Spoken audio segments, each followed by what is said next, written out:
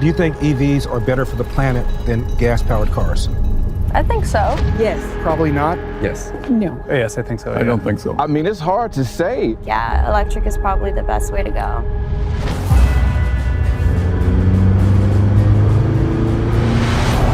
When I first began hearing this business about net zero emission, I felt conflicted. We will eliminate in the state of California the sales of internal combustion engines. And most countries in the world have already signed up for it.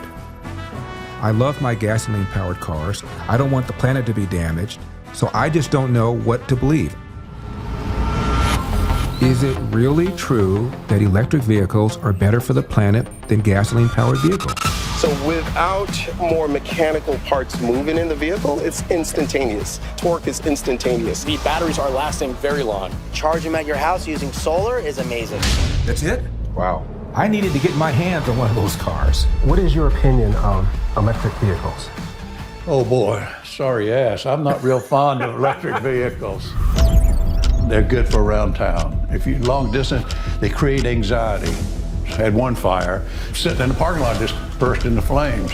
And then you're having a problem with the battery. What do you do with these batteries when they go bad? When I think about visiting Ogbog Bloshi, it brought me to tears.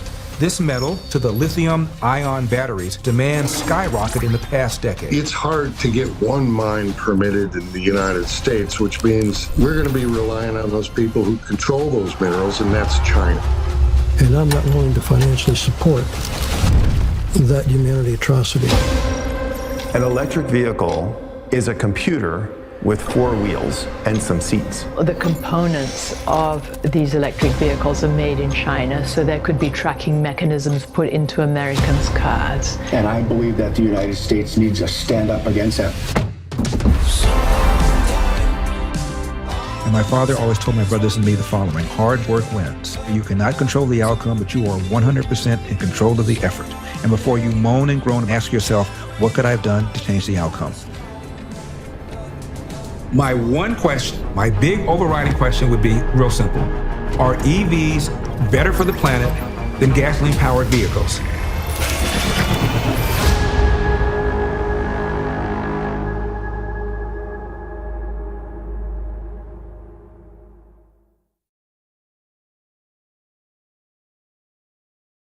Hi, everyone. I'm Bruce Karasik, co-founder of the Jewish Republican Alliance and JRA Nation. Thank you for joining us today for another special edition of JRA Loudspeaker. Today's show is being brought to you by JRA Nation, the political advocacy arm of the Jewish Republican Alliance. You can now listen to JRA Loudspeaker on Apple Podcasts, Spotify, or watch us on YouTube. We are so happy to have our special guest, Larry Elder, here with us today. We'll be speaking with Larry in just a few minutes. Looking back over the last 9 years of the founding of the Jewish Republican Alliance, I can say that one of the top honors for me is being able to get to know Larry Elder. I cannot tell you how much I admire this truly great and good man. For those of you who don't know him, he's got a great sense of humor. He is smart, articulate, a true leader, hardworking, kind, brave, charismatic, a great writer, a speaker, a debater, and a radio talk show host. He loves America and California, and he is always a big advocate for the Jewish people and Israel. Larry has spoken to us several times, and he's been on our show. He actually was our first big speaker that we hosted back in 2018, and we had over 800 people attend that. And that event put the Jewish Republican Alliance, it really catapulted us to a whole new level and really helped us with so many of the successes that we have today. And then when Larry was running for governor, we wanted to show our support. So we hosted another event for Larry, and 1,000 people came out to see Larry.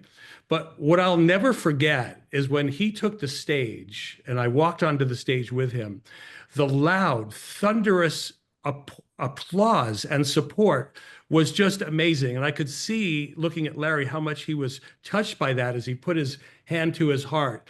And it was like the crowd was saying to Larry, thank you so much for stepping up to try to rescue California. You know, I'm not usually one that likes to look back and say, well, what if?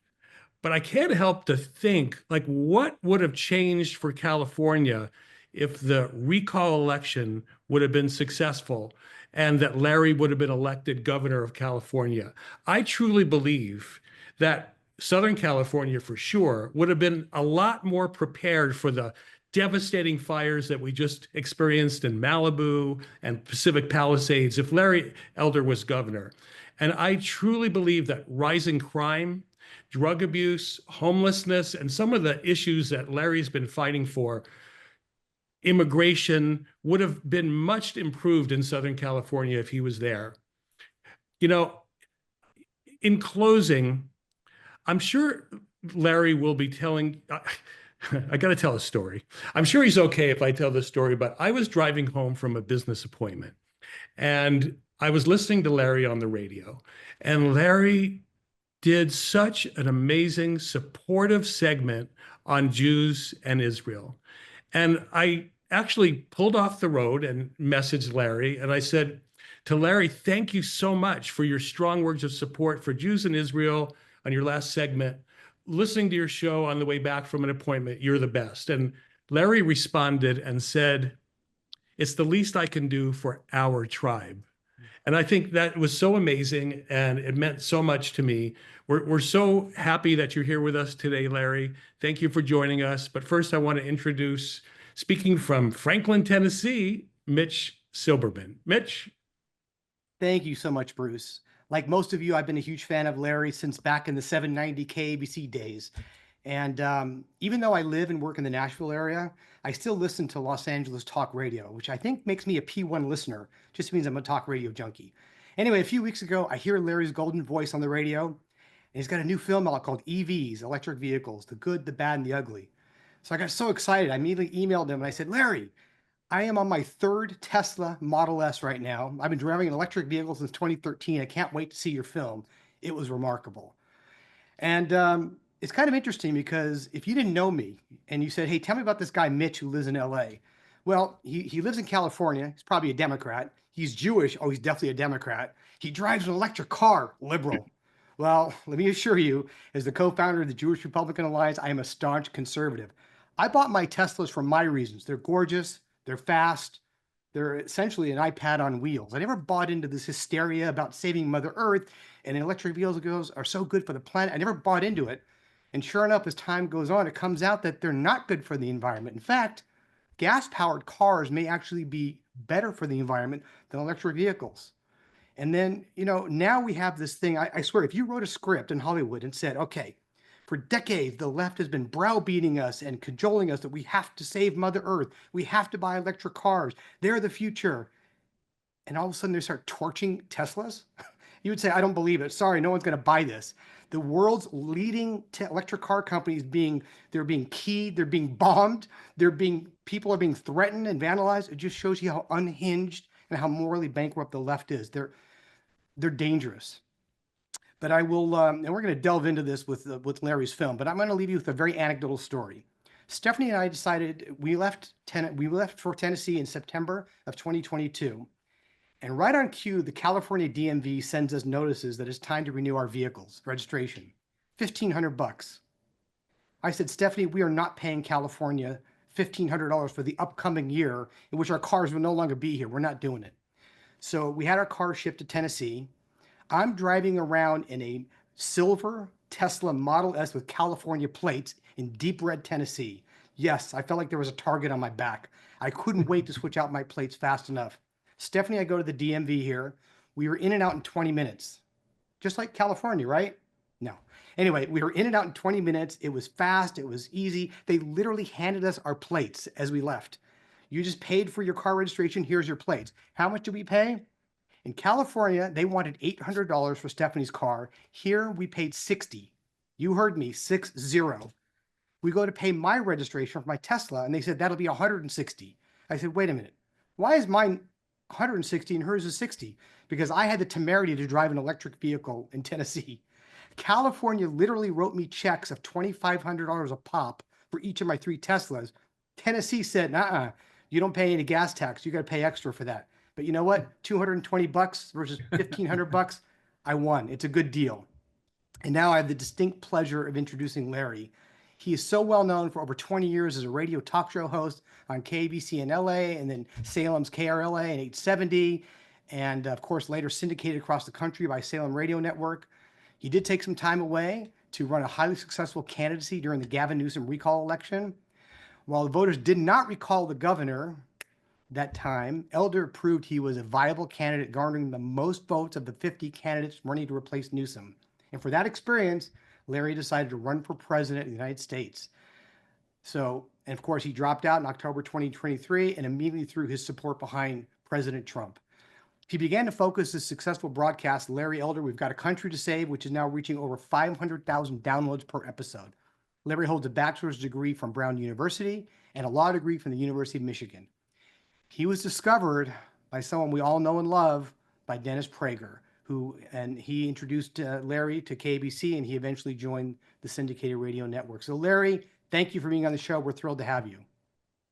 Well, Mitch and Bruce, thank you so much for that wonderful introduction. Now the pressure's on for me to measure up to it. You'll do just fine. You always do. Just want to say a word, of course, about Dennis Prager. As you know, Dennis suffered a horrible accident, and he's got some real serious physical challenges. So I know our prayers are with Dennis. Without Dennis, I wouldn't be here, wouldn't be on radio. I wouldn't have the career that I have. Bruce, regarding the defense of Israel, I think I told you this before. I had my 21st birthday in Jerusalem. How many people have celebrated their 21st birthday in the Eternal City? So in those days, I had this massive, massive afro. So I'm walking through the old city, and I turn around, and there's about 4 or 5 Palestinian kids following me. They're just fascinated by me. And I stopped, and they just stopped. So I kept going, walked a few more feet. I turn around, it's like 10 of them. I stopped. I turn around, I walk a few more feet. There's 25 of them. I keep walking, I stop. There's about 50 kids following me. So I stopped, and they all sort of circled me, and I had a press conference. One of them could speak English pretty fluently, and they asked me 3 things. First thing they asked me is, do I know Muhammad Ali? And I said, personally? And they said, yes. I said, no. And about a third of them left. And then they asked me if I knew Angela Davis, you know, the communist that essentially said, F you to America. And I said, personally? They said, yes. And I said, no. Another third left.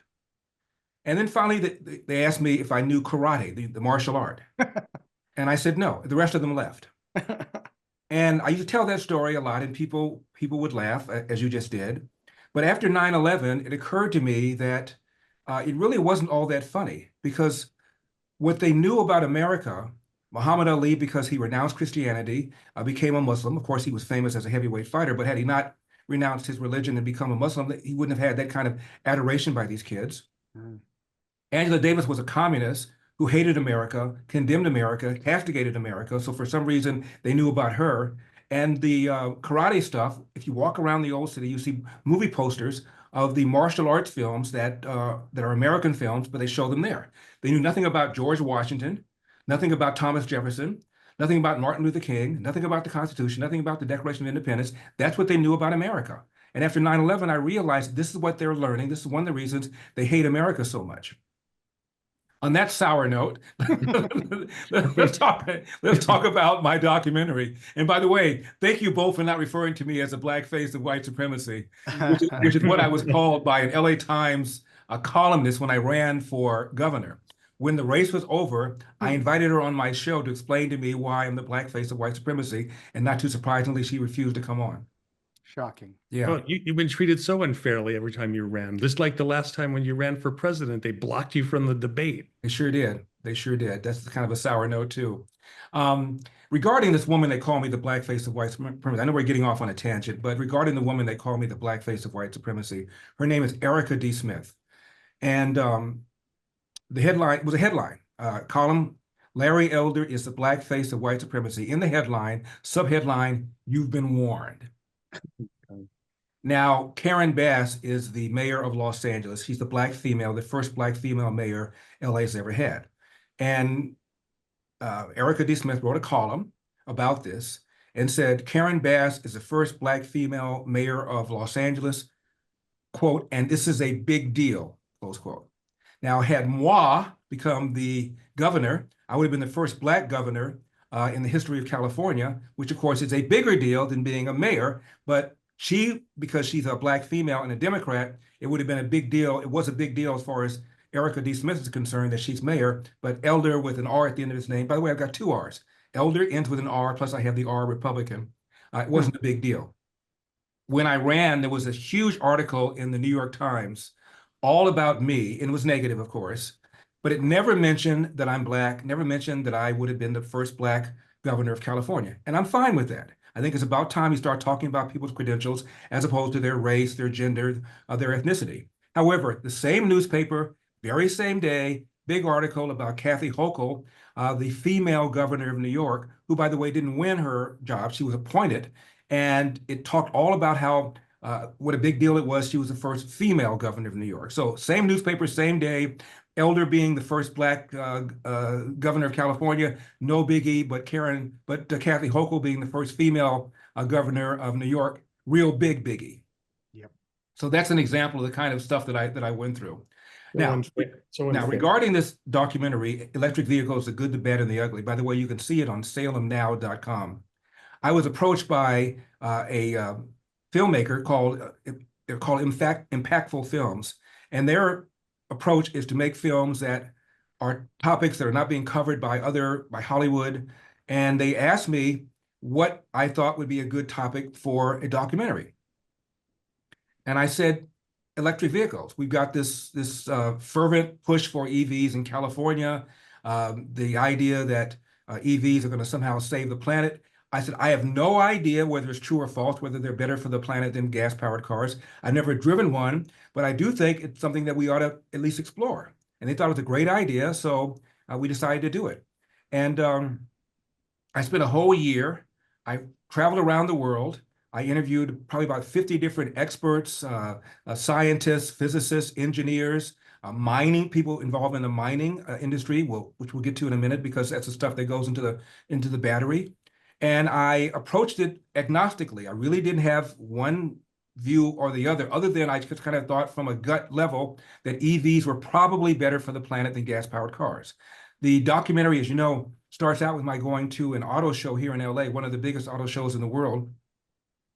And I got to tell you, I was blown away by the technology. My goodness, as one of the pundits put it, it's a computer with 4 wheels and a steering wheel. It is amazing what they can do. They're fast, they're quiet, they're clean, and the self-driving technology is out of this world. We lose about 40,000 Americans every year with traffic accidents, most of it because of human error. Half of them involve trucks. So somehow we were all able to switch over to self-driving technology. A lot of lives would be saved. That in and of itself is a really, really good thing. That's why part of the reason I called it the good. There are also other problems, but the technology is changing so rapidly, many of those problems are being solved as we speak. The bad.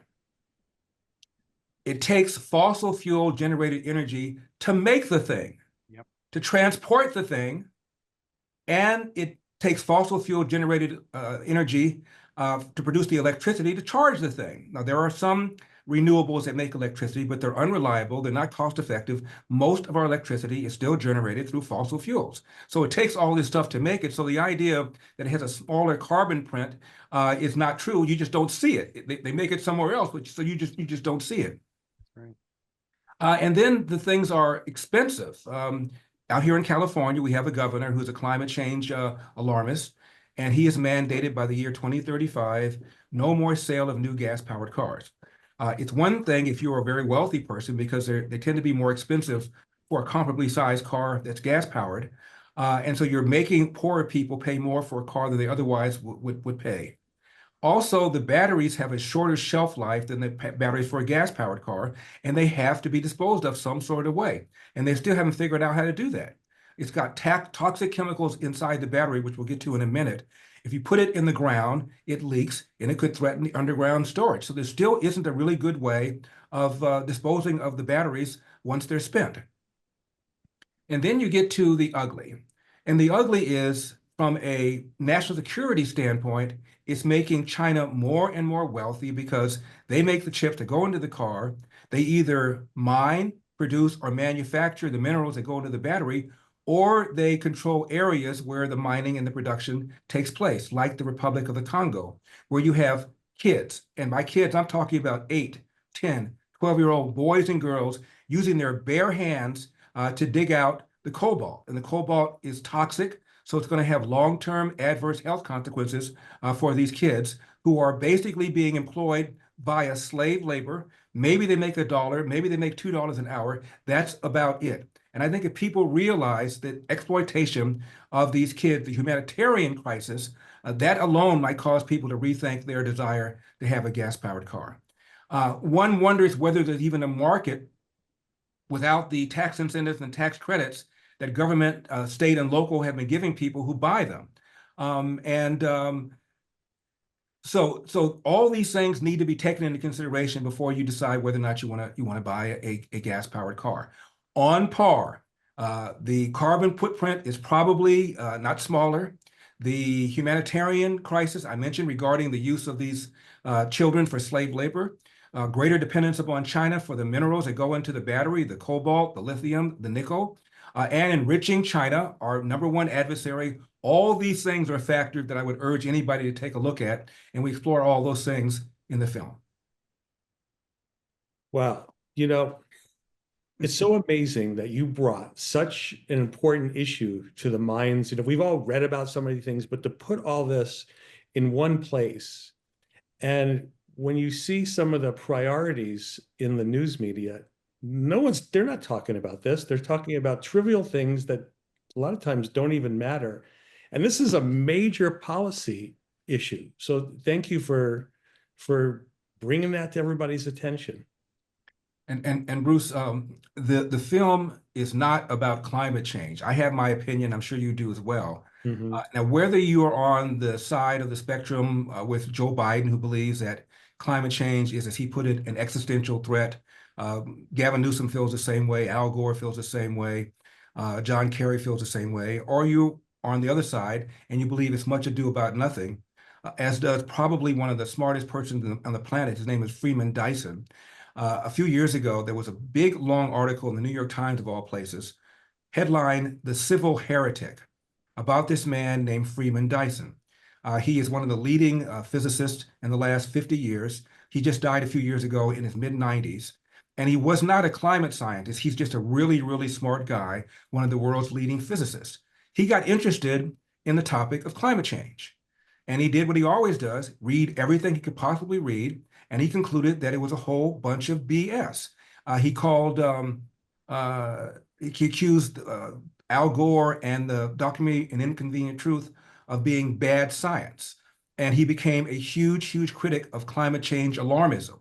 So whether you're on that side or somewhere in the middle, like Bjorn Lomborg, the environmental scientist who believes that climate change is real, that man is having a big role in it, but he believes that it's better for us to deal with the consequences or the effect of climate change as opposed to force feeding a renewable fuels regime down the throats of people. However you feel along that spectrum, that's not the issue. The issue is, are gas-powered cars worse for the planet than EVs, or EVs better for the planet than gas-powered cars? That's really what I wanted my focus to be on, as opposed to having a debate about climate change. You know, Larry, as I mentioned to you via email, 2 words, Oscar worthy. This was really remarkable. I was blown away by, like, where is he going with this? And when, you know, I mean, I was riveted by watching it. And the thing that makes me sad is the very people who need to see it won't. How do I just, yeah. They've been lied to, and the way you did it in such an unbiased manner was just brilliant. And I'm thinking, I know so many people who need to see this. Well, you just now started another tangent regarding being Oscar worthy. As you know, I've done a couple of documentaries, one called Uncle Tom and Uncle Tom 2. The Uncle Tom one, to me, was one of the best documentaries I've ever seen. I know I'm biased.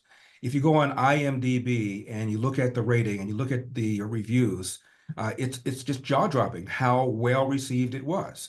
And I hired a consultant to try to get it considered for an Academy Award for Best Documentary. They did include it in the 250 that they looked at, but they ultimately nominated 5.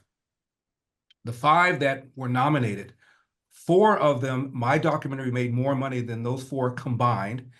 One of them was a Netflix one, and they don't break out the value of that, so it's hard to say how well that did. But I'm pretty confident that my movie was seen by more than 4 of them all together. And my movie had a higher rating, IMDb rating, than any of the ones that was nominated, including the one that won.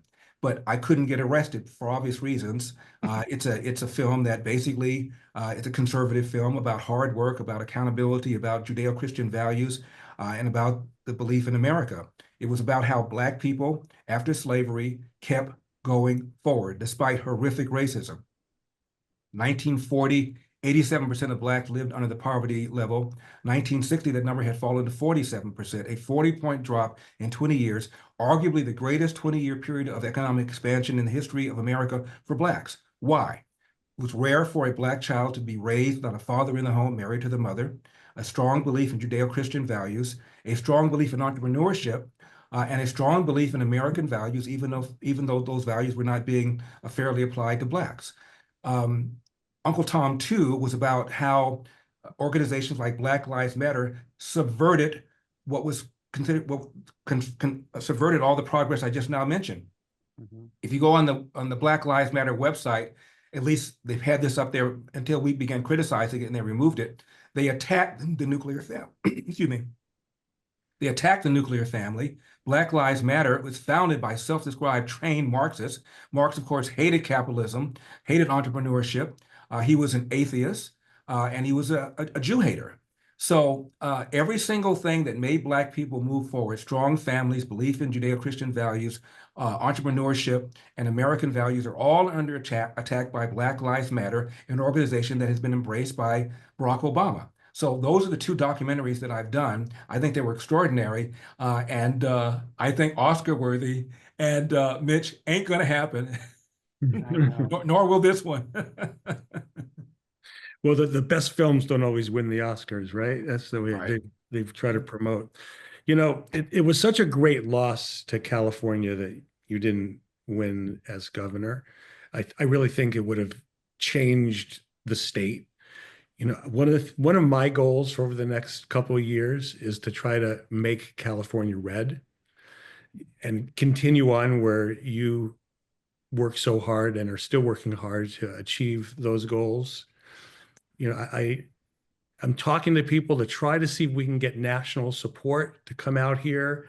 We cannot have Kamala Harris in the governor's mansion in California. We cannot. And I wrote a book about my race called As Goes California, My Mission to Rescue the Golden State and Save the Nation. And thank you. And I start out by talking about what happened after the race was over. I go to a restaurant in LA, west side of LA. LA is liberal, west side even more liberal. And to meet a buddy of mine for dinner. And he was late, so I'm sitting there. And there's a table next to me, and there are 2 ladies there. And I think they feel sorry for me, so they start talking to me. And in short order, I find out that they're 85 years old. They've known each other since the 2nd grade. One of them was celebrating her 85th birthday. They were Jewish, they told me. And one of them was a human rights proponent, whatever that is. And the other one said she was a psychotherapist. And then about 25, 30 minutes into the conversation, they suddenly stopped. And they said, "We know who you are. You're that guy that ran for governor. You're that Larry Elder." And she said, "Guess who we voted for?" I said, "You didn't vote for me."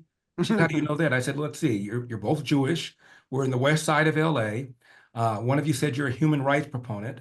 It doesn't take Columbo to put this together. You didn't vote for me." And they admitted they didn't. And I said, "Let me ask you something. Do you have kids?" And they said, "Yes." I said, "You live in the city?" "Yes." "Did you put the kids in the Los Angeles Unified School District?" And they said, "Absolutely not. The school system is too bad and too violent." I said, "Have you lost people since Gavin Newsom imposed the draconian measures on COVID?" They said they have. They have friends who've lost their businesses and friends who've left California. I said, are you in an area where you're concerned about crime? And they both said either something had happened to them or something had happened to friends of theirs. I said, "What about the homelessness around here in California?" They both admitted that they had homeless encampments uncomfortably close to where they live. And I said, so here we are completing each other's sentences but you didn't vote for me. I said, have you ever had a conversation with a Republican? And Bruce, Mitch, they looked at each other and they admitted they had not. I said, you've never had a conversation with a Republican? And they said no. And then one of them said, what are you drinking? I said, double vodka, splash of cranberry, and a little bit of orange juice.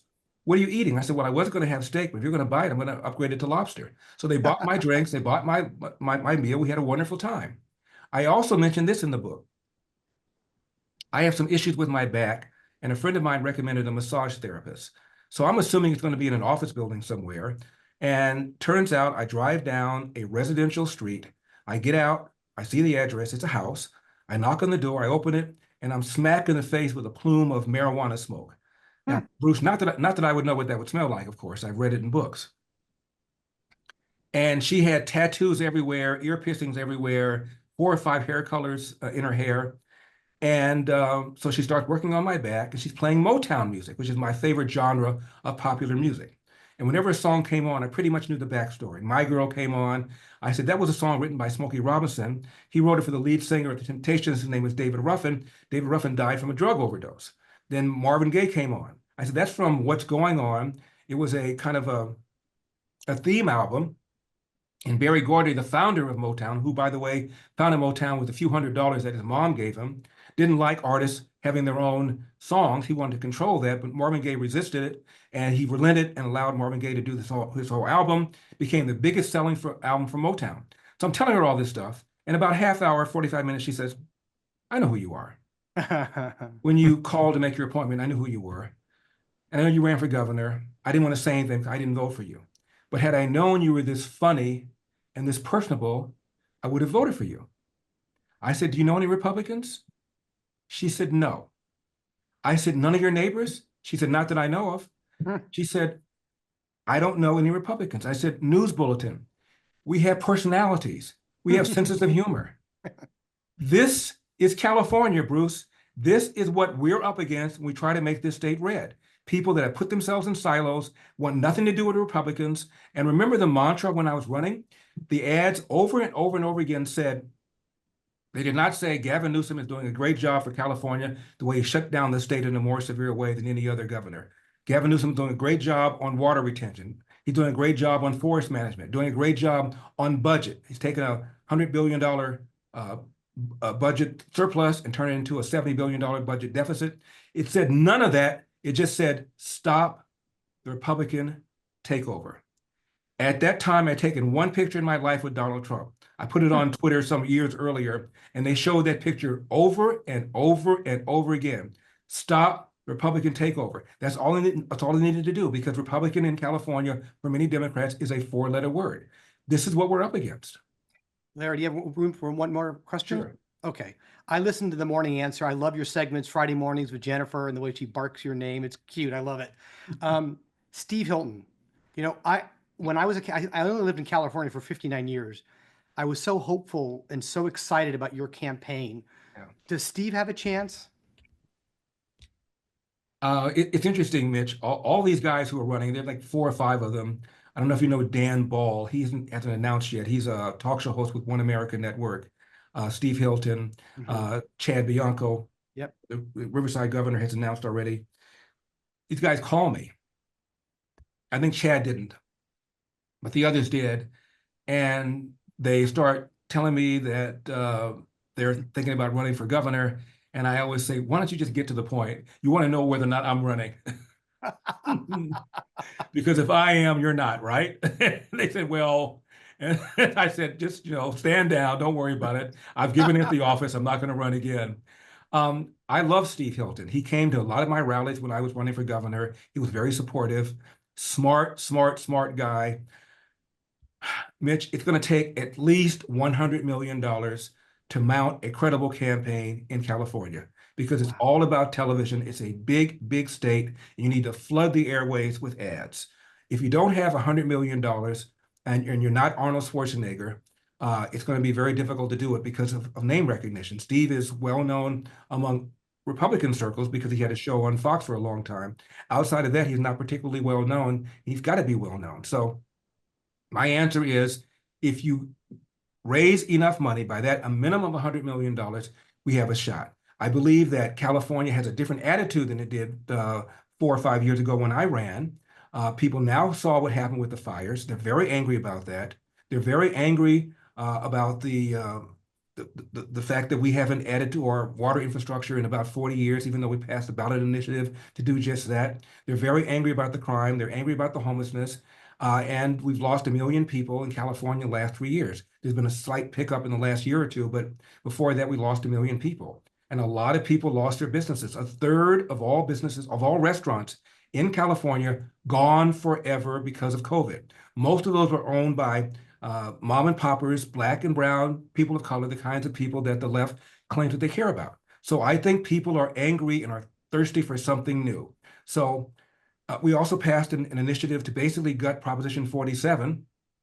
That was a proposition that allowed you to steal up to $950 a day.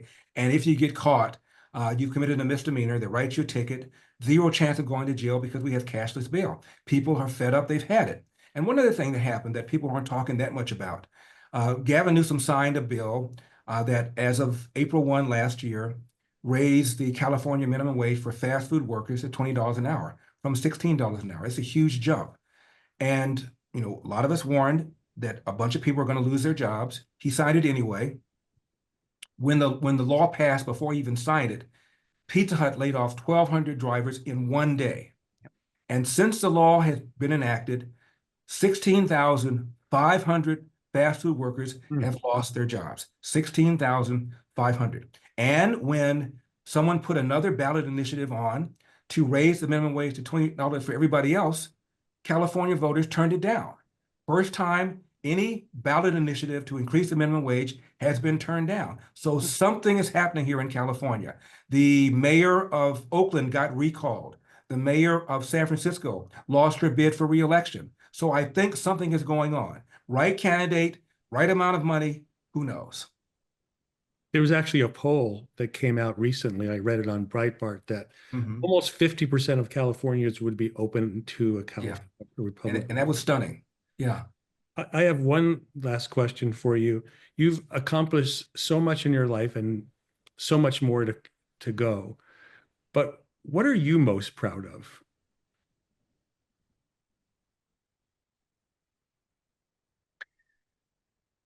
The achievement in terms of book productivity that I've done that I'm most proud of is a book I wrote about my father. It's called Dear Father, Dear Son, 2 Lives, 8 Hours. I did not like my father growing up, nor did my 2 brothers. We thought of him as a mean, ornery SOB. And I really did not speak to him for almost 10 years. We had an argument when I was 15 years old and literally did not speak to him for almost 10 years. So now I'm 25 years old, and I sat down with my dad for what I thought would be a 5 or 10 minute conversation, essentially to clear the air. I was going to call him a mean, ornery, poor father SOB, and I figured my dad would call me an ungrateful son, and maybe then I'd be able to sleep at night because I was having difficulty sleeping, and I knew it had to do with my father. I never ever thought we would be friends. So I sat down on a stool, with a stool no more than a foot or so away in his restaurant that he had where I used to work for him. And Bruce and Mitch, we ended up having an 8-hour conversation. And for the first 20 minutes, I told my dad every single thing he ever said or did to me that I resented. The spankings, the whippings that I thought were unfair, that I thought were too excessive, too often. And my dad just sat there and took it. Didn't say a word. He had a cup of coffee every now and then. He'd lean over and replenish the coffee, but he didn't say a word. So I spoke for almost 20, 25 minutes. You guys know how I can go. And after 25 minutes, my dad said, I was out of ammo. I had nothing else to say. My dad said, "Is that it? You didn't speak to me for 10 years because of that?" And for the first time, I saw my father cry. I did not think my father had the ability to cry. He said, "Now let me tell you about my father. Now I must tell you, I knew nothing about my dad's life other than I knew he was an only child, and I never met his father. And I knew that, as I said, he was the only child because we never got any Christmas gifts from his family. Outside of that, I knew nothing about my dad, and I didn't care. I didn't like him. So my dad said, let me tell you about my father. And he said, you know your last name, Elder? I said, yes. He said, that's not the name of my biological father. I said, what? Now keep in mind, I'm 25 years old. I said, what? Who's Elder? Elder is the man who's in my life the longest. He was in my life for about 4 or 5 years. My mother could neither read nor write. I don't know my birth date. I know the year, but I don't know the date because she couldn't write it down in the Bible. I wasn't born in a hospital. And I said, you never saw your biological father? No idea who he is, no idea where he is, what he did. I know nothing about him. So my dad then told me about his life. He said, when I was 13 years old, I came home. My mother was quarreling with her then boyfriend. The mom was irresponsible. She never worked. She lived off a series of men. And she sided with the boyfriend when my dad began quarreling. And she threw my father out of the house, never to return. 13-year-old black boy, Jim Crow South, at the beginning of the Great Depression, Athens, Georgia. And I just said, Dad, what did you do? What did you do? What did you do? What did you do? For the next 8 hours, he outlined his life to me. He had a series of Dickensian jobs, worked for the railroads as a Pullman porter. They were the largest private employer of blacks in those days. So this little black boy was able to travel all around the country and came to the state called California, a city called Los Angeles. And my dad was shocked. You could walk in the front door of a restaurant and get served. He always had crackers and cans of tuna because in the South, you never knew if you'd be able to get a meal. So my dad said he made a mental note, maybe someday I'll relocate to California. Pearl Harbor, my dad joined the Marines. He was a Montford Point Marine. They were the first black Marines. I said, Dad, why the Marines? And he said, 2 reasons. They go where the action is. I love the uniforms. So my dad was stationed on the island of Guam. He was cooking for the colored soldiers. My dad can look at a cake and tell you what's in it. He's that good. The war is over. My dad goes to Chattanooga, Tennessee, where he met and married my mom to get him a job as a cook. And he's told, we don't hire niggers. Goes to another restaurant, we don't hire niggers. Goes to an unemployment office. Lady says, you went through the wrong door. My dad goes out to the hall and sees colored only, go through that door to the very same lady who sent him out. He came home to my mother and said, this is crap. I'm going to LA where I was before the war. I'm going to get me a job as a cook and I'll send for you. My dad goes out to LA, walks around, and he's told, you don't have any references. You don't have any references. I need references. My dad said, I need references to make ham and eggs. He even offered to work for free for a week if you just give me a written reference, and they wouldn't do that either. My dad went to an unemployment office, this time just one door. She had nothing. He said, what time do you open? She says, 9. What time do you close? He said, 5. I'll be in that chair till you find something. My dad sat in the chair for a whole day, came back the next day. She calls him up around lunchtime. I have something. I don't know whether you're going to want it. My dad said, of course I'm going to want it. What is it? She said, it's a job cleaning toilets and Nabisco brand bread. My dad did that for 10 years, took a second full-time job cleaning toilets at another bread company, cooked for a family on the weekends because he wanted my mom to be a stay-at-home mom. And he went to night school 2 or 3 nights a week to get his GED. The man never slept. 5 minutes here, 15 minutes here, half hour here, 45 minutes here, not day after day, not week after week, not month after month, but year after year. You do that, you walk into a house when you come in from work and have 3 rambunctious boys yelling and screaming, what kind of mood are you going to be in? That is why he was so cranky and so short-tempered. And now I'm realizing all of this. And so we're talking and talking and talking, and now I'm getting smaller and smaller and smaller, and my dad is getting bigger and bigger and bigger. And he said, and then, the other time I was married before your mom, I go, whoa, whoa, whoa, whoa, whoa. You were married before mom? My mom and my dad were married 56 years. I thought he was going to say 6 months, 7 months. I said, how long were you married? He said, 7 years. I said, what? What happened? She cheated on me and she couldn't have kids. And then the other time I was married, whoa, wait. I was 18 years old. I married an 18-year-old. Her parents found out I was an 8th grade dropout. They took her down to the courthouse and annulled the marriage. So I said, Dad, first marriage is annulled. Second married woman cheats on you. Why do it again? He looked at me and he said, Larry, because I wanted you. So now I'm crying. And so at the end of 8 hours, I said, Dad, please, please, please forgive me for judging you the way I did. My dad said, don't worry about it. Just follow the advice I've always given you and your brothers. Hard work wins. You get out of life what you put into it, Larry. You cannot control the outcome, but you are 100% in control of the effort. And before you moan or groan about how somebody treated you or what someone did to you, go to the nearest mirror and ask yourself, what could I have done to change the outcome? And finally, no matter how good you are, how hard you work, sooner or later, bad things are going to happen to you. How you deal with those bad things will tell your mother and me if we raised a man. From that point on, my dad and I were the best of friends for the next 35 years. And that book that I wrote has changed people's lives. To come around to your question, the thing I'm most proud of, people write me letters to this day. You changed my relationship with my father. Your father reminds me of my father. He was a World War II vet. These were tough guys, that greatest generation. They didn't cry. They weren't touchy-feely related. They were not Ward Cleaver. I understand that now because of your book. It's made me become a better father. It made me become a better son. I now understand my father more. So it's the greatest achievement that I've made since I've been writing and speaking and lecturing. That's what I'm most proud of. That is, I'm deeply, I've heard you tell part of that story before, but every time you do, it's so deeply moving. And I think if there's two things that people can get from our talk today, was that story and how it can impact their life, and go see your documentary. They need to do, those are two really important things. But thank you for sharing that so personal story, and very, very moving. And every parent and every child should hear that story. You know, and Bruce, when I was writing the book, as soon as I finished the book, my dad died. He never saw it in print, but I was writing it and I would ask him questions. And he kept saying, why are you writing a book about my little life? I said, Dad, your life was epic. You just don't know it yet. You know, we all have our aches and pains and reasons that we can make excuses for not achieving. But when you hear that story, he was just unrelenting, just whatever it took. And when my dad died, I have a really good friend who is a retired Marine, LAPD cop, and he arranged for him to have a color guard funeral.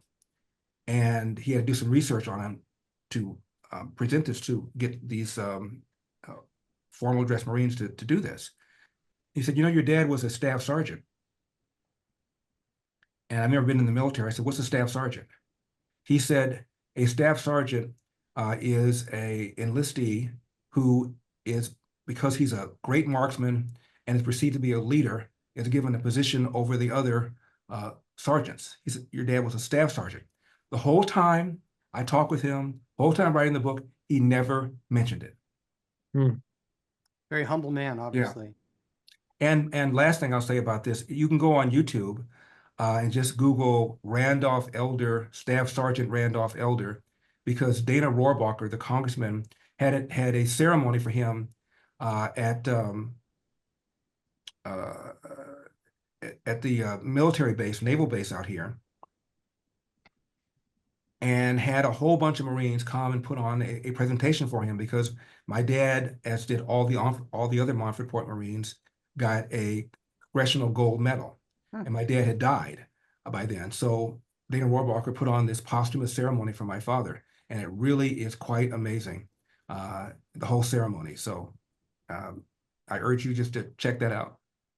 Thank you. Well, you know what? You have certainly embraced the values that he has taught you, and then passed it on to so many other people, which is a real legacy. If I could be a fraction of the man my father was, I'll take it.